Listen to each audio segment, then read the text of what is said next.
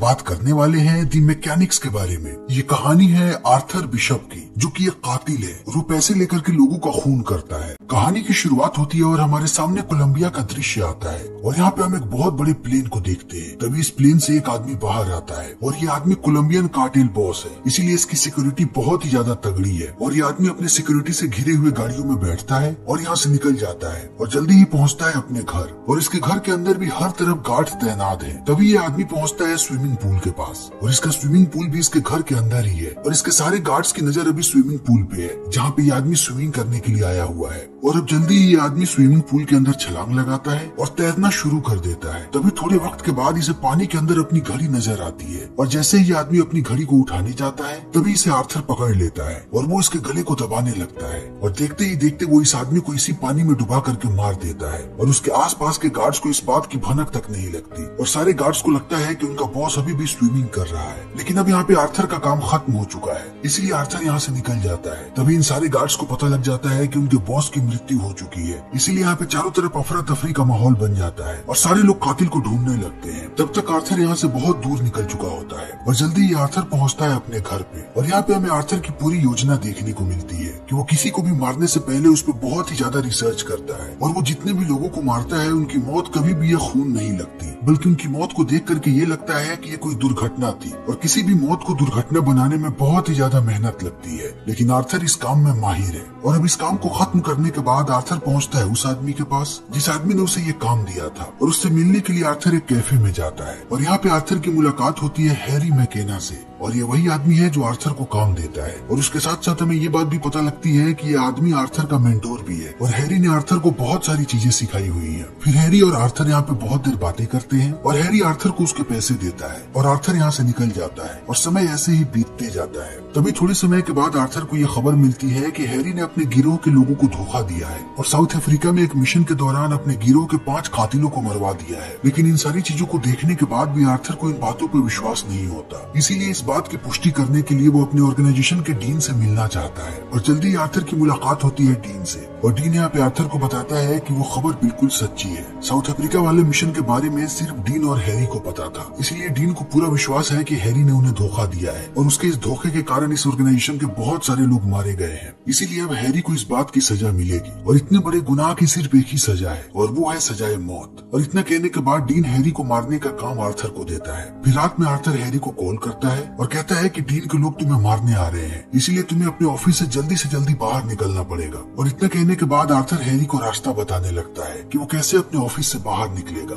वो हैरी को सबसे पहले यहाँ की बिजली बंद करने के लिए कहता है और जैसे ही बिजली बंद होती है यहाँ के सारे सीसीटीवी कैमराज ऑफ हो जाते हैं और अब सर्विस के रास्ते धीरे धीरे करके हैरी पहुँचता है बेसमेंट में, जहाँ पे हैरी की मुलाकात होती है आर्थर से। और हैरी जैसे ही आर्थर को देखता है वो समझ जाता है कि आर्थर उसे ही मारने के लिए आया है। और हैरी कहता है कि तुमने बहुत ही चालाकी से मेरे ही सिक्योरिटी वालों को मुझसे ही चकमा दिलवा दिया और अब उन्हें भी पता नहीं कि मैं कहाँ हूँ, तो अब तुम मुझे कैसे मारने वाले हो? शायद तुम मेरी मौत की ऐसी कहानी बनाओगे कि कोई मुझसे पैसे छीनने की कोशिश कर रहा था और इसी बीच उसने मुझे मार दिया। और इतना कहने के बाद हैरी एक बंदूक निकालता है और उस बंदूक से कुछ गोलियां अपनी गाड़ी पे चलाता है और कहता है कि शायद अब तुम्हारी कहानी कुछ ज्यादा रियलिस्टिक लगने लगे और लोगों को ये लगे कि मैंने अपने बचाव में कुछ गोलियां भी चलाई। और जब आर्थर हैरी के हाथ में बंदूक देखता है तो कहता है कि क्या अब तुम मुझे मारने वाले हो? और हैरी कहता है कि नहीं, अगर मैंने तुम्हें मार दिया तब वो लोग दोबारा किसी और को भेजेंगे मुझे मारने के लिए, इसीलिए मुझे लगता है कि मेरा वक्त खत्म हो चुका है। और इतना कहने के बाद हैरी आर्थर को अपनी बंदूक दे देता है और आर्थर यहीं पे हैरी को गोली मार देता है और गोली मारते ही यहाँ से निकल जाता है। और अब जल्दी हैरी का अंतिम संस्कार होने लगता है और अब यहीं पे आर्थर की मुलाकात होती है स्टीव मैकेना से, जो कि हैरी का बेटा है। और स्टीव और आर्थर एक दूसरे को बहुत पहले से जानते हैं क्योंकि हैरी आर्थर का मेंटोर हुआ करता था। फिर अंतिम संस्कार के बाद आर्थर स्टीव को उसके घर छोड़ने जाता है और यहाँ पे हमें स्टीव बहुत ही ज्यादा उदास नजर आता है और वो अपने और हैरी के रिश्ते के बारे में बातें करने लगता है। और इसी बीच स्टीव एक बंदूक उठाता है और आर्थर स्टीव के हाथ में जैसे ही बंदूक देखता है वो कहता है कि तुम इस बंदूक का क्या करोगे? तब स्टीव कहता है कि मैं अपने पिता के मौत का बदला लूंगा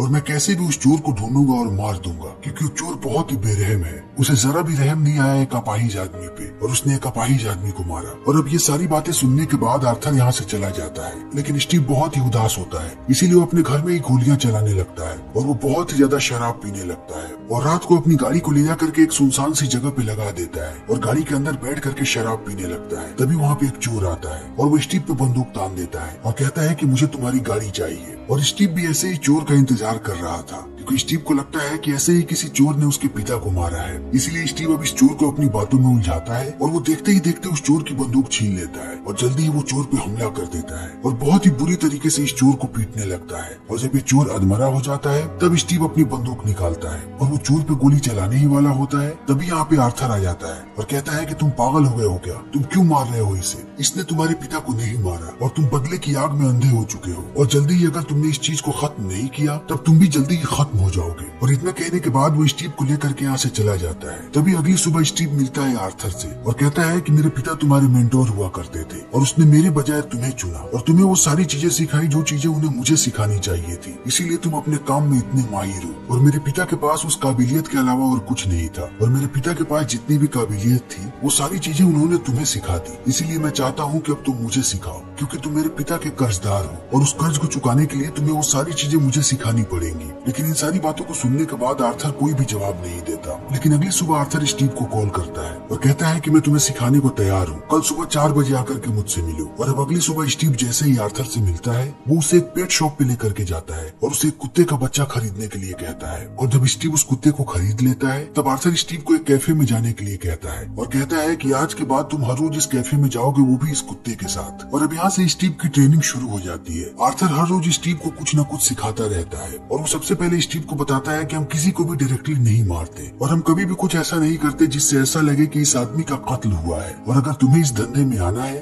तब तुम्हें भी इन सारी चीजों को सीखना पड़ेगा और तुम्हें पता लगाना पड़ेगा कि एक इंसान को कितने तरीके से मारा जा सकता है कि उसकी मौत एकदम नेचुरल लगे। और इन सारी चीजों को समझने के लिए तुम्हें इंसानी शरीर के बारे में बहुत सारी चीजें पढ़नी पड़ेंगी। और अब समय ऐसे ही बीतते जाता है और स्टीव की ट्रेनिंग ऐसे ही आगे बढ़ती जाती है। इसी बीच आर्थर एक दिन स्टीव को लेकर के जाता है एक आदमी के पास और ये दोनों इस आदमी के घर में एक डील करने के बहाने घुसते हैं। लेकिन जल्दी ही आर्थर इस आदमी को मार देता है और आर्थर इस आदमी के गले में एक बेल्ट लगा करके मारता है। फिर इस आदमी के शरीर को इस तरीके से लटका देता है जिसे देखने के बाद ऐसा लगता है कि इस आदमी को कोई अटैक आया हुआ था। और स्टीव इन सारी चीजों को बहुत ही ध्यान से देखता है। और अब आर्थर स्टीव को लेकर के अपने घर पहुंचता है और जैसे ही घर के अंदर स्टीव घुसता है वो एक गाने को प्ले करने की कोशिश करता है। तब आर्थर उसे रोक देता है और कहता है कि इस गाने को कभी मत बजाना। और इतना कहने के बाद आर्थर स्टीव को उसका पहला मिशन देता है और स्टीव जैसे ही उस आदमी की शक्ल देखता है जिसे उसे मारना है तब स्टीव को पता लगता है कि ये वही आदमी है जो उसे रोज कैफे में मिलता है। और इसी आदमी के करीब जाने के लिए आर्थर ने स्टीव को बार बार उस कैफे में भेजा था, क्योंकि आर्थर जानता है कि ये आदमी गे है। इसीलिए आर्थर स्टीव को कहता है कि तुम इस आदमी के करीब जाओ और उसके बाद उसे एक बार में लेकर के जाना और उसे बहुत ही ज्यादा शराब पिलाना और फिर उसके शराब में ये दवाई मिला देना जिससे उसकी मौत हो जाएगी और सबको ये लगेगा कि ज्यादा शराब पीने की वजह से इसकी मौत हुई है। फिर सब कुछ प्लान के मुताबिक जा रहा होता है और स्टीव उस आदमी के साथ बार में भी जाता है। लेकिन स्टीव यहाँ पे इस आदमी के शराब में वो दवाई नहीं मिलाता, क्योंकि स्टीव के दिमाग में बार बार वही दृश्य घूम रहा होता है जब आर्थर ने उस आदमी को मारा था और स्टीव भी इस आदमी को वैसे ही मारना चाहता है। इसीलिए वो इस आदमी के शराब में उस दवाई को नहीं मिलाता और इस आदमी के साथ उसके घर चला जाता है। लेकिन आर्थर ने स्टीव को बार बार मना किया होता है इस चीज के लिए, क्योंकि ये आदमी बहुत ही खतरनाक है। ये आदमी भी एक कातिल है, लेकिन ये दूसरे गिरोह के लिए काम करता है और उसके साथ साथ ये आदमी बहुत ही ज्यादा ताकतवर है, क्योंकि इसकी हाइट है 6 फीट 7 इंच और ये स्टीव को आराम से मार सकता है। लेकिन स्टीव को इन सारी बातों से कोई फर्क नहीं पड़ता, इसीलिए वो इस आदमी के साथ उसके घर में जाता है और उसके बाद इस आदमी पे हमला कर देता है। लेकिन ये आदमी बहुत ही ज्यादा ताकतवर है, इसीलिए स्टीव पर भी हमला करता है और इन दोनों के बीच यहाँ पे घमासान लड़ाई होने लगती है। लेकिन अंततः स्टीव उस आदमी को मार देता है और वो इस आदमी को बहुत ही बेरहमी से मारता है। लेकिन जब स्टीव इस आदमी को मारने के बाद आर्थर के पास पहुंचता है तब आर्थर उस पर बहुत ही ज्यादा गुस्सा होता है और कहता है कि मैंने तुम्हें कहा था कि इन सारी चीजों से दूर रहना, हम इन सारी चीजों को जितना सिंपल रखें उतना अच्छा है, लेकिन तुमने सारी चीजों को खराब कर दिया।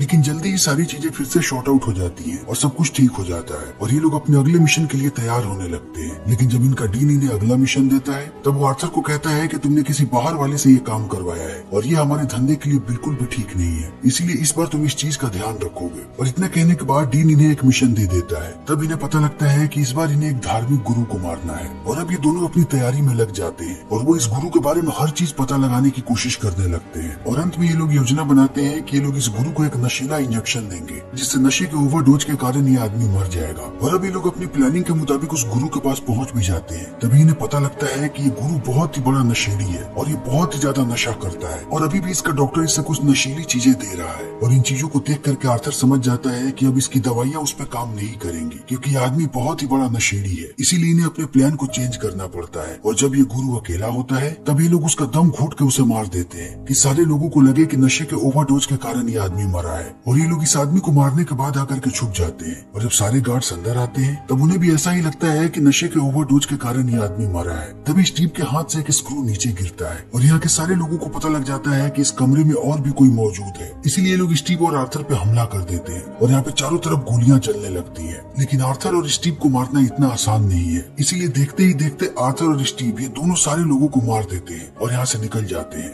लेकिन यहाँ से निकलने के बाद जब ये दोनों बस का इंतजार कर रहे होते हैं तभी आर्थर की नजर पड़ती है एक आदमी पे और आर्थर इस आदमी को पहचान जाता है। ये आदमी उन 5 लोगों में से है जो लोग साउथ अफ्रीका में मारे गए थे, जिनकी मौत का जिम्मेवार हैरी को माना जा रहा था। इसीलिए आर्थर इसको जिंदा देखने के बाद चौंक जाता है और जल्दी ही आर्थर पहुँचता है इस आदमी के पास और कहता है कि तुम तो मर चुके थे लेकिन तुम अभी भी जिंदा कैसे हो। और अब यहाँ पे ये आदमी आर्थर को पूरी बात बताता है कि डीन ने उसे कहा था कि वो अपने चारों साथियों को मार दे और उन्हें मारने के बाद वो अपनी भी मौत की झूठी कहानी बनाए और इसके बदले डीन उसे बहुत सारे पैसे देगा। और ये आदमी मान गया और डीन ऐसा इसलिए कर रहा था ताकि वो हैरी को फंसा सके और वो हैरी को मरवा सके, क्योंकि हैरी के मरने के बाद ये पूरा का पूरा ऑर्गेनाइजेशन डीन का हो जाता और डीन का प्लान कामयाब रहा और तुमने हैरी को मार दिया। और ये सब बताने के बाद एक कातिल आर्थर पे हमला कर देता है और यहाँ पे आर्थर और इस कातिल के बीच लड़ाई होने लगती है। लेकिन जल्दी ही आर्थर इस आदमी को मार देता है और इसे मारने के बाद यहाँ से निकल जाता है। लेकिन तब तक ये बात डीन को पता लग जाती है कि अब आर्थर को सारी बातें पता चल चुकी है। इसीलिए डीन जल्दी ही अपने बहुत सारे लोगों को भेजता है आर्थर को मारने के लिए। लेकिन आर्थर उन सारे लोगों को मार देता है और इन सारे लोगों को मार करके यहाँ से निकलने लगता है। तभी आर्थर को स्टीव का कॉल आता है और स्टीव की बातों से आर्थर को पता लगता है कि डीन के लोग वहाँ पर भी पहुँच चुके हैं और उन्होंने स्टीव को बंदी बना लिया है। इसीलिए आर्थर स्टीव को बताता है कि जिस सोफे पे वो बैठा है उस सोफे की बाईं तरफ एक बंदूक छुपी हुई है। फिर स्टीव इस बंदूक का इस्तेमाल करता है और वो सारे लोगों को मार देता है। फिर आर्थर स्टीव को कहता है कि वहाँ पे जितने भी हथियार हैं उन सारे हथियारों को लेकर के मुझसे जल्दी मिलो। और अब स्टीव उन सारे हथियारों को इकट्ठा करने लगता है। तभी स्टीव को अपने पिता की बंदूक मिलती है और अपने पिता की बंदूक को देखने के बाद स्टीव समझ जाता है कि आर्थर ने ही उसके पिता को मारा है। इसीलिए स्टीव अब उस बंदूक और सारी चीजों को लेकर के मिलता है आर्थर से। फिर ये दोनों डीन को मारने के लिए निकल पड़ते हैं। लेकिन रास्ते में जाते समय स्टीव आर्थर से पूछता है कि क्या तुमने कभी किसी ऐसे आदमी को मारा है जिसे तुम पहले से जानते थे? और आर्थर कहता है कि हाँ। तब स्टीव पूछता है कि कैसा लगता है? तब आर्थर कहता है कि मोमेंट में कुछ पता नहीं चलता लेकिन थोड़े समय के बाद अफसोस होता है। और अब ये दोनों फिर से आगे बढ़ने लगते हैं और ये लोग प्लान बनाते हैं कि ये लोग डीन को पहले उसकी बिल्डिंग से बाहर निकालेंगे। और ये लोग बड़ी ही चालाकी के साथ डीन को बिल्डिंग से बाहर भी निकाल देते हैं और डीन अपनी गाड़ी में बैठ करके यहाँ से भागने लगता है और डीन के साथ बहुत सारे लोग होते हैं। लेकिन ये दोनों मिल करके एक एक करके डीन के सारे लोगों को मारने लगते हैं और अंततः वो लोग डीन को भी मार देते हैं। और डीन को मारने के बाद ये लोग वापस घर जाने लगते हैं और घर जाते समय दोनों बातें कर रहे होते हैं। और इन्हीं बातों के बीच आर्थर की नजर पड़ती है स्टीव के बंदूक पे और बंदूक को देखते ही स्टीव समझ जाता है कि ये वही बंदूक है जो हैरी के पास थी। यानी कि अब स्टीव को पता लग चुका है कि उसके पिता को किसने मारा है। और आर्थर इस बात को जानता है कि स्टीव अपने पिता के मौत का बदला जरूर लेगा। इसीलिए अब आर्थर भी थोड़ा चौकन्ना हो जाता है। तभी इनकी गाड़ी जाकर के रुकती है एक पेट्रोल पंप पे और स्टीव गाड़ी से बाहर निकलता है और वो इनकी गाड़ी में पेट्रोल भरने लगता है और वो थोड़ा सा पेट्रोल टंकी में डालता है और उससे ज्यादा पेट्रोल गाड़ी के नीचे गिरा देता है। फिर गाड़ी से थोड़ी दूरी पे जाता है और गाड़ी के नीचे एक गोली चलाता है और देखते ही देखते ये पूरी की पूरी गाड़ी ब्लास्ट हो जाती है। और इस गाड़ी को ब्लास्ट करने के बाद स्टीव यहाँ से निकल जाता है क्योंकि स्टीव को लगता है कि उसने आर्थर को मार दिया। इसीलिए अब स्टीव पहुँचता है आर्थर के घर पे और घर में घुसते समय वो सबसे पहले उस गाने को प्ले करता है जिस गाने को चलाने से आर्थर ने उसे मना किया था।